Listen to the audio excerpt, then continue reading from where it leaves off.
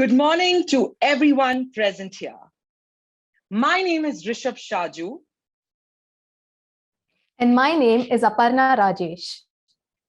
And we will be your hosts for the day. On behalf of the Department of Media Studies, Christ University, I welcome you all to the day one of Media Meet 2021. Media Meet is an initiative that was first started by the Department of Media Studies in 2010 and has only gotten bigger and better with every passing year. This year's theme is Media Crisis, in which we will focus on how both internal and external crises, such as how the current pandemic affects and shapes the media.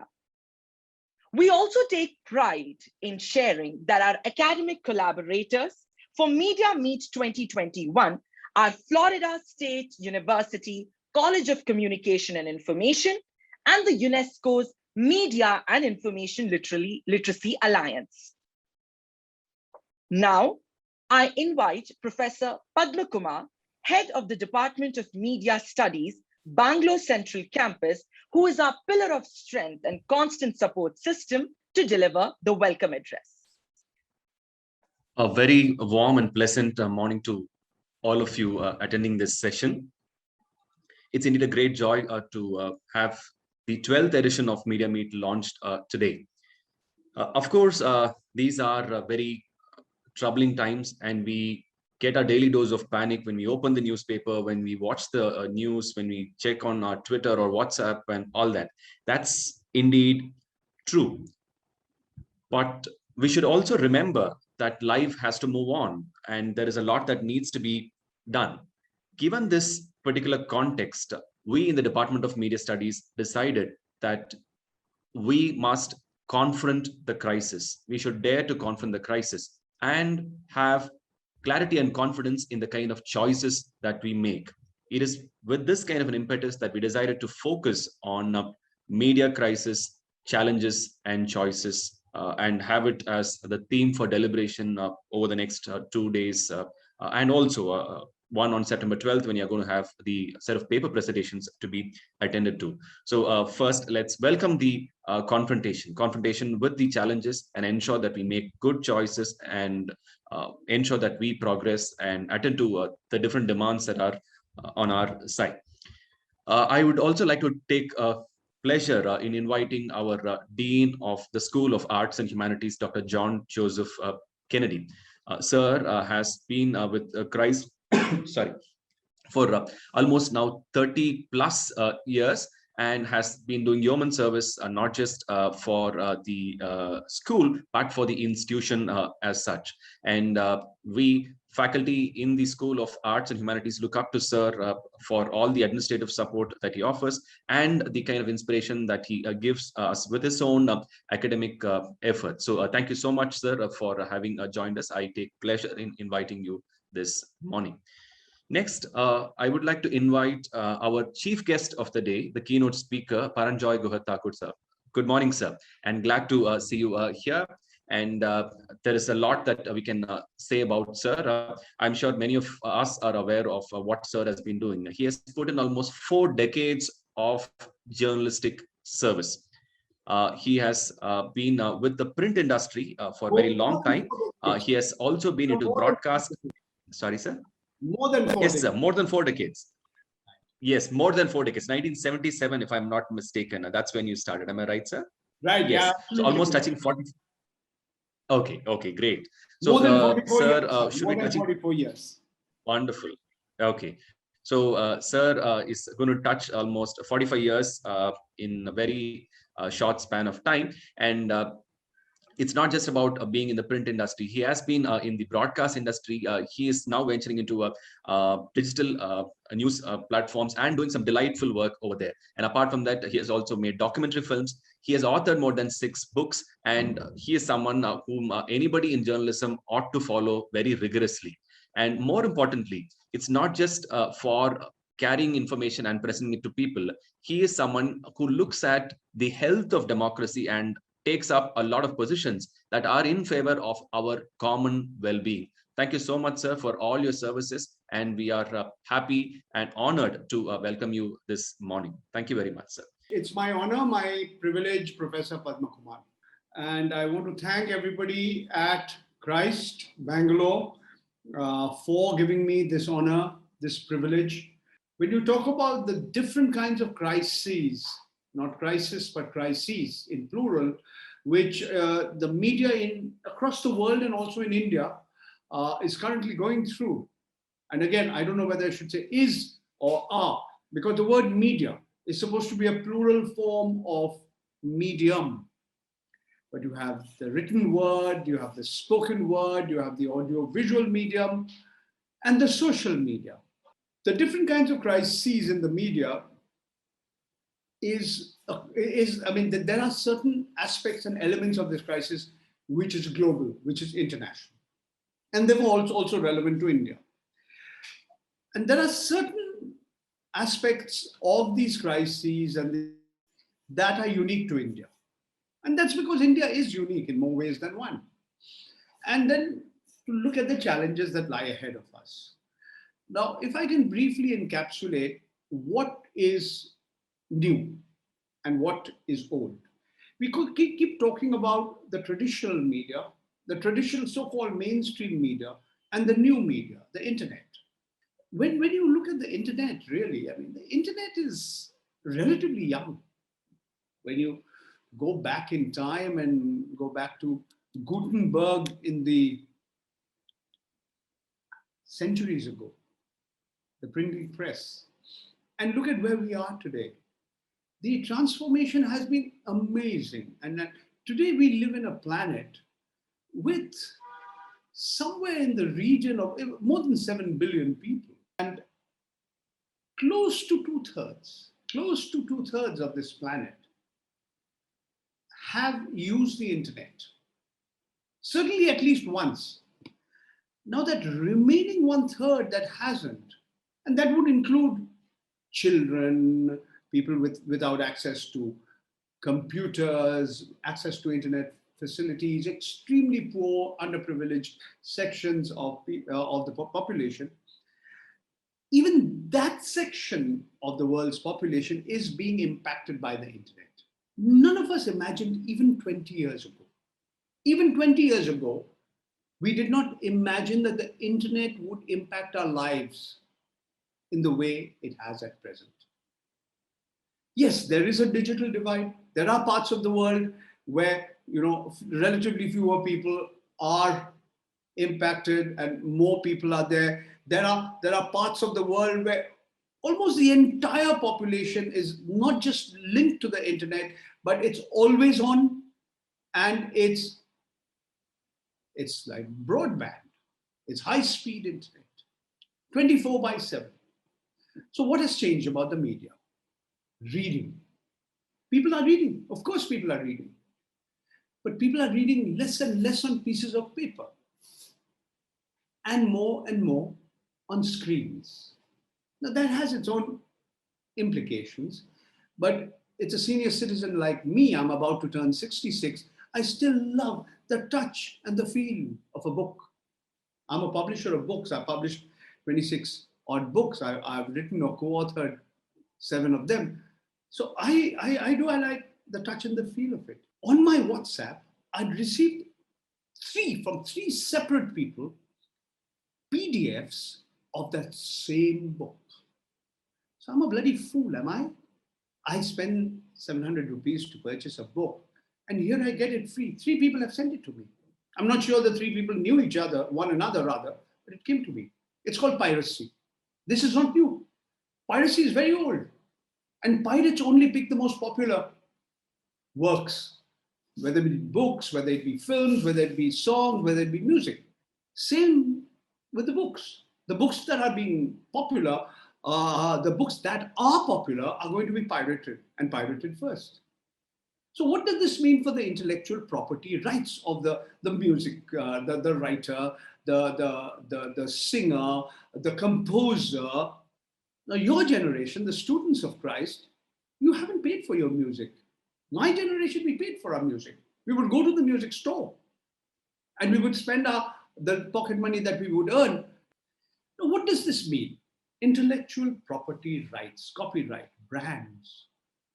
Are these as important in the world of the media as it is, say, in the world of pharmaceuticals, the medicine, the world of medicine? This is a huge question today across the globe. Because what happened to Mary Trump's book is not unique, or nor is it unique to me. But what is the difference? The sheer speed, the sheer skill at which not only our works, whether it be the written word, the spoken word, or the audiovisual medium, they are pirated and distributed and disseminated.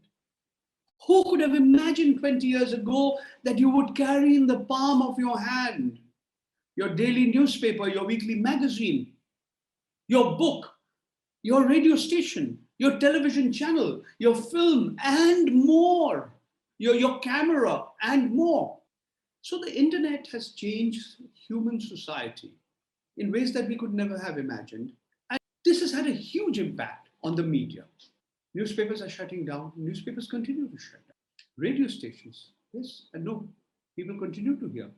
The radio has certain advantages that other media don't have. It's the only media that you can consume while you're driving a bicycle, driving a car. Much of the mainstream media, so-called mainstream media, much of the so-called legacy media, they depended on advertisers, on advertising. Many of the large media organizations, you'll find 90, 95, 99% of their total income would be coming from advertisers, sponsors. But that meant also, he who pays the piper calls the tune. The advertiser would also determine or have an influence, sometimes overt, sometimes covert. But when I come to India, I'm going to tell you the dependence on the government and government advertising. And this is also an important reason why you see such a large section of the media in India so subservient, so supine, so blind in praising the government and so parsimonious in criticizing. And this is where I'm moving from the world to India. Dependence on advertising and advertising-driven media started coming down, first with television, certainly the internet. 13 years ago, the Great Recession saw advertising incomes or advertising expenditure across the globe coming down or stagnating or certainly not going up at the pace it had. All of this had a huge impact on the media. But what you also saw that monetizing your content on the media became that bigger challenge. And this is something I'm going to come back to over and over again. You don't want to pay for what you read. I mentioned earlier, you don't want to pay for what you hear, the music you want to hear. So who pays the writer? Who pays the editor? Who pays the photographer? Does she or he have to give everything free? Then how does she or he support her or his family? How are the home fires burning if everybody wants everything free? So are you willing to pay for your content? Are you willing to pay for quality content? This is the biggest challenge. It is a huge challenge across the world and also in India. Because people want everything free. And if you want everything free, you're going to get a lot of trash. You're going to get a lot of fake news. You're going to get a lot of pornography because it's coming to you free and you don't know how it is being produced. All you know that you as a consumer, you're getting it free. Look, India is unique. We're the only country in the planet with 17 languages on our currency note.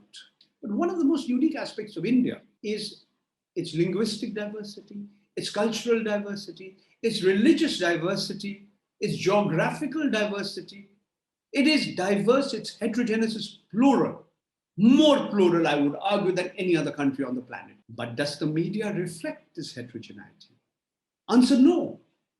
Does the media reflect the diversity of this great nation of ours? Answer no. Because the corporate media, the government-funded media, the profit-making media, the media that's more interested in making big bucks out of you or treating you more like a consumer instead of a citizen, they would do the reverse. They would tend to homogenize. They would try and present that homogeneous, not a diverse reality, a homogeneous reality. Heterogeneity as opposed to homogeneity. That is one of the major drawbacks of the media in India. The other drawback, as I mentioned a little while ago, is that in the recent past, and particularly after the pandemic, the dependence on government advertising has gone up. Now, you see, the pandemic has changed. Fake news is not new. Fake information is not new. Forgeries, piracy, none of this is new. But the sheer scale, the sheer speed, the sheer volume at which today you are being bombarded with false, fake, half-true information is unprecedented. Never happened in the history of humankind. Return to India. Yeah, we are unique even in terms of the media. We still have about 100,000 publications registered with the Registrar of Newspapers of India. We are unique in terrible ways.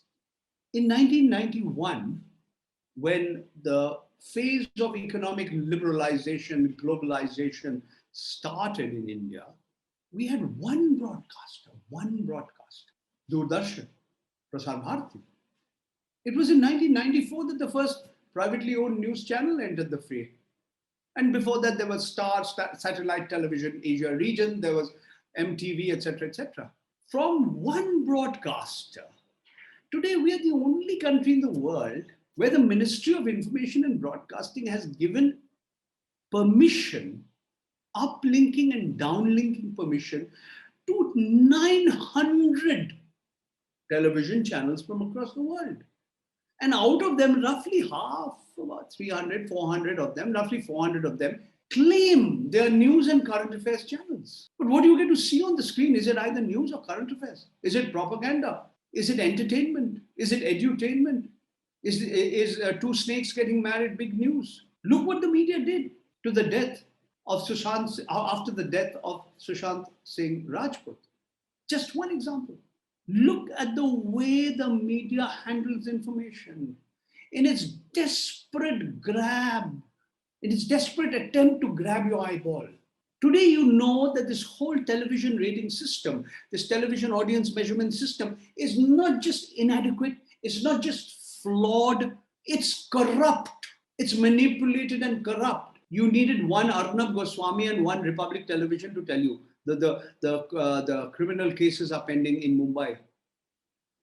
But when you have a population which is as diverse as India, when you have television having penetrated and internet having penetrated to so many households, measuring audiences. Why is audience measurement important? Because then the advertisers know where to advertise or not to advertise. The whole system is corrupt, manipulated, flawed, inadequate. WhatsApp claims it has more than 400 million users, more than 40 crore users in India. It's the biggest market for WhatsApp. It's a free end-to-end encrypted messaging service on the planet. China, of course, doesn't have WhatsApp.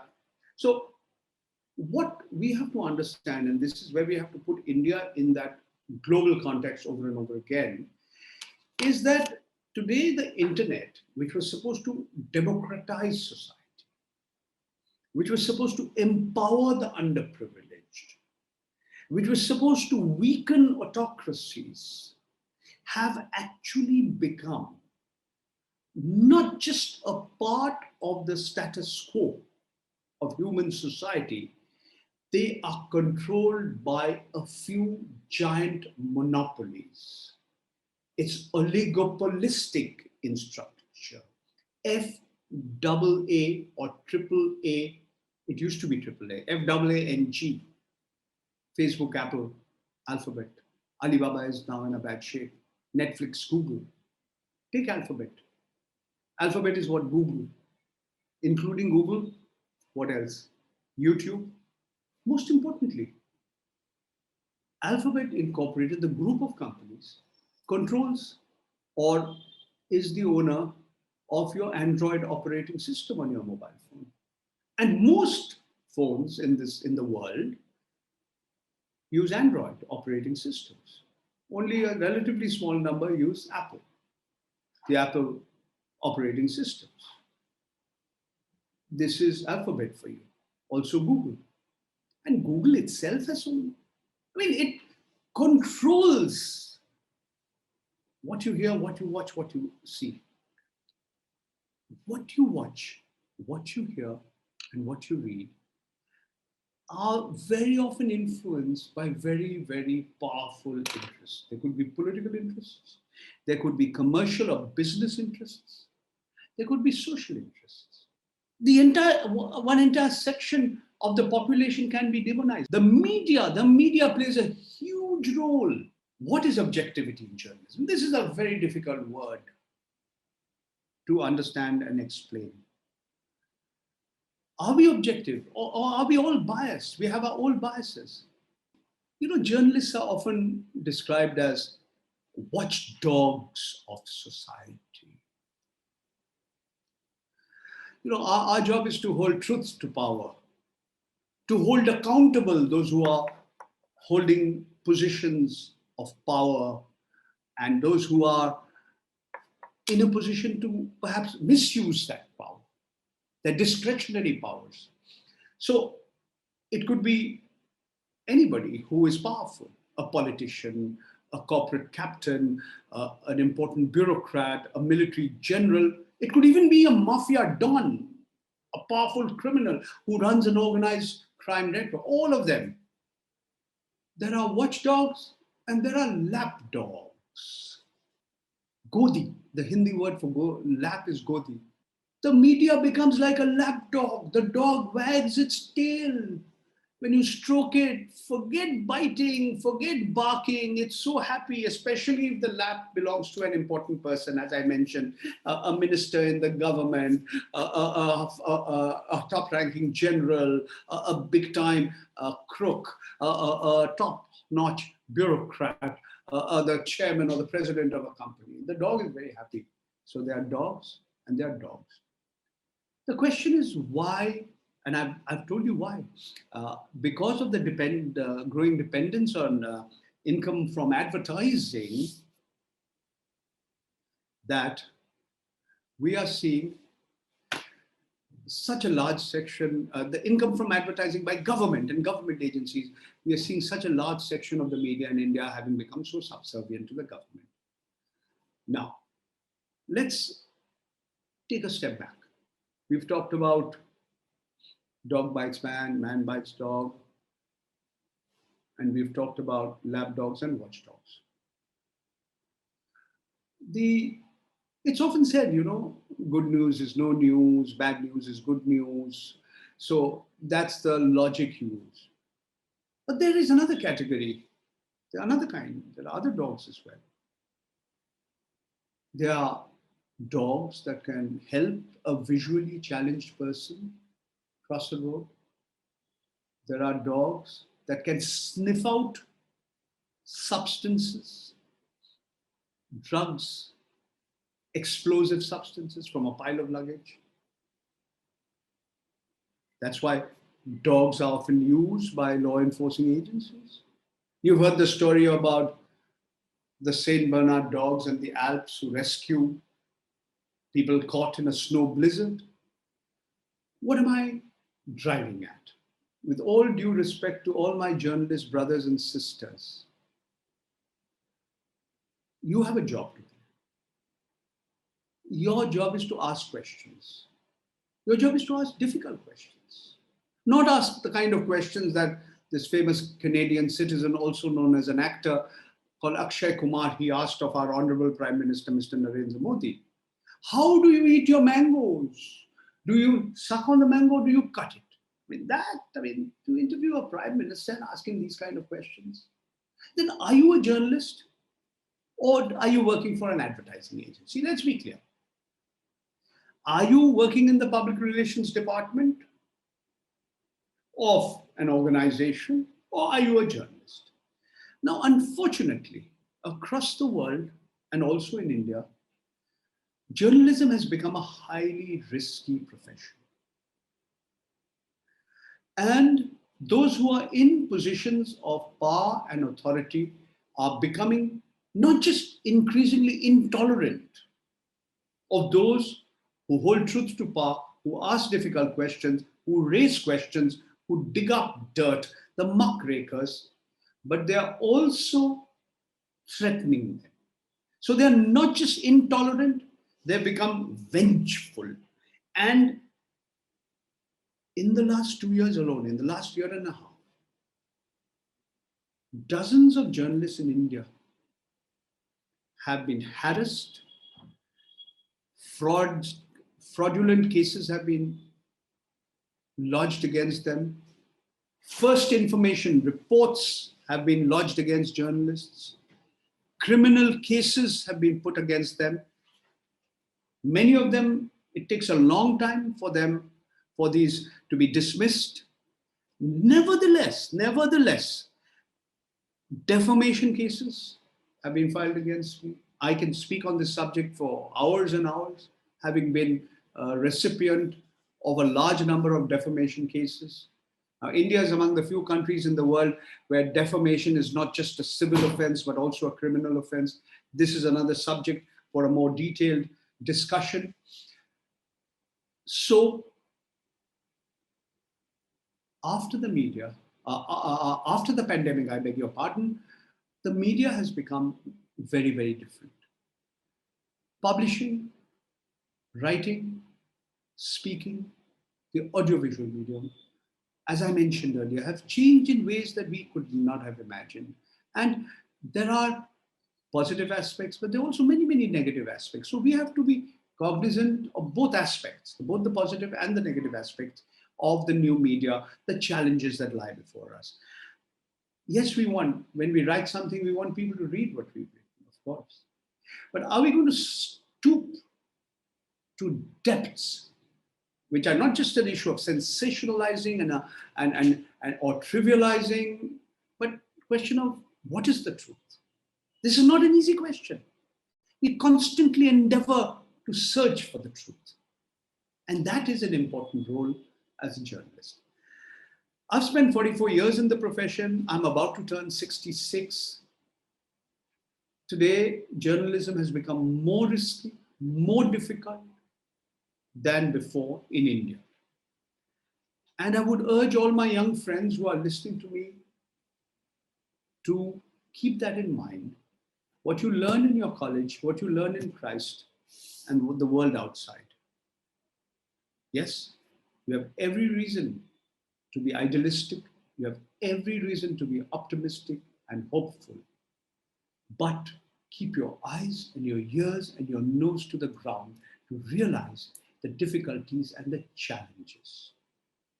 And I, even at my age, I would like to believe that it's very easy to be pessimistic.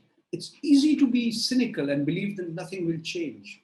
It's far more difficult to be hopeful, to be optimistic. But do remember, when things are really down and things are really gloomy, and all of us have been through this, especially over the last year and a half. I'm a COVID survivor. My daughter had a terrible time. But remember, while you are working, while you're alive, the darkest hour is just before the dawn. So thank you once again, ladies and gentlemen, teachers and students of Christ and other educational institutions who are part of Media Meet 2021. It has been my honor, my privilege to speak with you. Thank you so much once again.